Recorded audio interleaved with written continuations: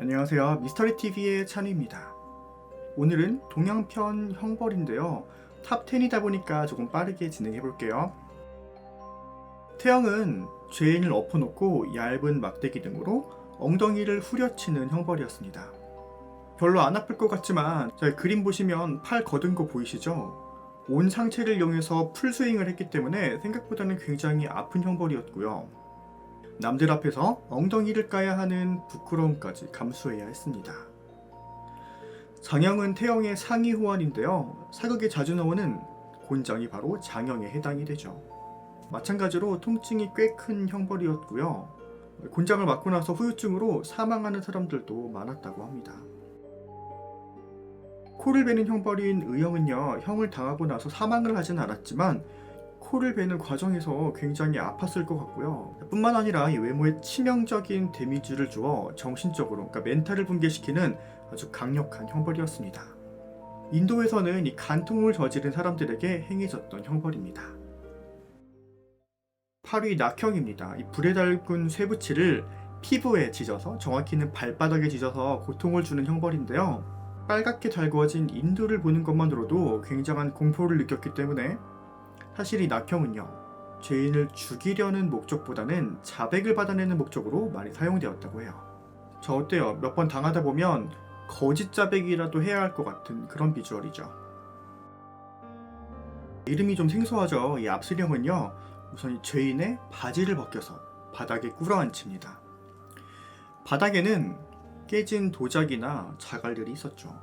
그리고 나서 허벅지에다가 무거운 벽돌을 올리거나 이 널빤지를 깔고 사람이 올라가서 압박을 가하는 형벌인데요. 그 고통이 상상이 잘 안 되시죠?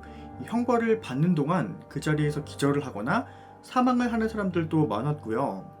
이 형벌을 견디더라도 평생 걷지 못하는 불구가 되는 아주 고통스러운 형벌이었기 때문에 이 왕의 명이 있어야 시행할 수 있는 형벌 중에 하나였습니다.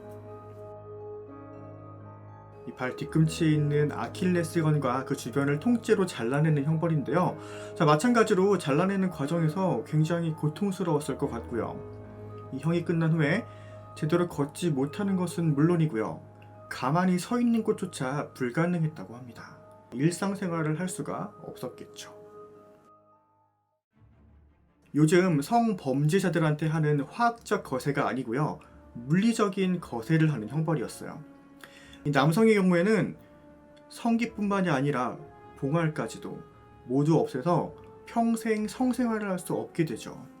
여성에게도 궁형이 내려진 적이 있었는데요. 그 경우에는요, 음문에 구멍을 뚫어서 자물쇠를 채워놓거나 혹은 이 오염된 실로 꼬매버려서 평생 성생활을 할 수 없도록 했다고 합니다. 고통도 고통이지만 굴욕감도 있고요. 그 당시에 대의를 끊었다는 점에서 꽤나 큰 형벌입니다. 4위 요차명은요, 말 그대로 허리를 베는 형벌입니다. 요차명 하면 이분을 빼놓을 수가 없는데요. 과거에 판관 포청천이라는 드라마가 있었습니다. 그 드라마에서 죄인을 처벌할 때 작두를 대령한 후에 목이 자르는 모습 많이 보셨죠? 드라마에서는 목을 잘랐지만 원래는 허리를 자르는 형벌이었다고 합니다. 자, 그런데 여러분, 이 작두가 아무리 날카롭더라도 전기톱이 아닌 이상 이 척추가 있는 허리를 한 번에 자를 수 있었을까요? 없었겠죠. 그래서 경우에 따라서는 꽤나 여러 번 이 작두를 내리쳤다고 하는데요. 그 고통은 상상하기도 싫으네요. 인간돼지는요, 이 형벌의 잔혹성 면에서 1위를 해도 모자르지 않을 정도로 이 형벌의 종합 세트입니다. 전한 고조시대 유방의 부인인 고황우 여씨, 이 여태우가 첩이었던 척부인에게 했던 짓으로도 유명한 형벌인데요. 평소 척부인을 질투해왔던 여태우는요, 유방이 죽고 자신의 아들인 해제가 왕으로 즉위를 하자 바로 이 척부인을 잡아다가 팔과 다리를 자릅니다. 눈알도 뽑아요. 말을 못하게 독을 먹어서 벙어리도 만들고요. 또 귀에다가는 유황을 부어서 듣지 못하는 귀머거리로 만들어버리죠. 그런 후에 이 상태로 바로 척부인을 돼지우리에 넣고 돼지와 같이 사육을 합니다. 자, 목에는 팻말도 걸어주죠. 인간돼지, 인체라고 해서 팻말도 걸어주는데요. 자, 이게 얼마나 잔혹한 형벌이었냐면요, 여태우가 자신의 아들인 해제한테 돼지우리에 가면 재밌는 게 있다 라고 이야기를 합니다. 자, 궁금했던 해제는 이 돼지우리로 가서 인간 돼지가 된 척부인을 발견하고 큰 충격을 받아요. 충격이 너무 커서였는지 정치를 멀리하고요.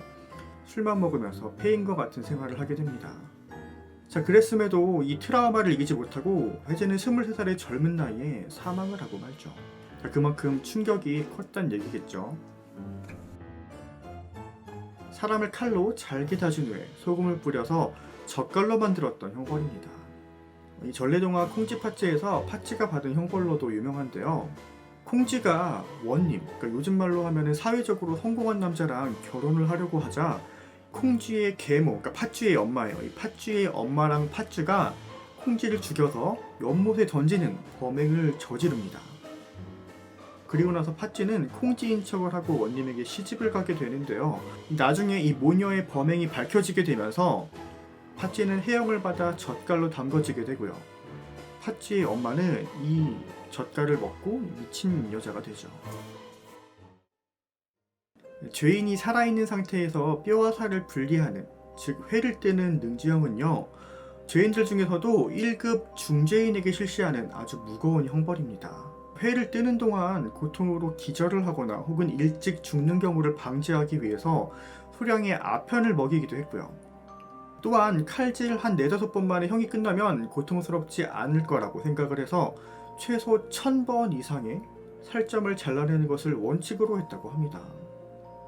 소를 이용해서 사지를 찢어 죽이는 거열형과 혼동이 되기도 하지만 엄연히 클래스가 다른 아주 강력한 형벌이죠.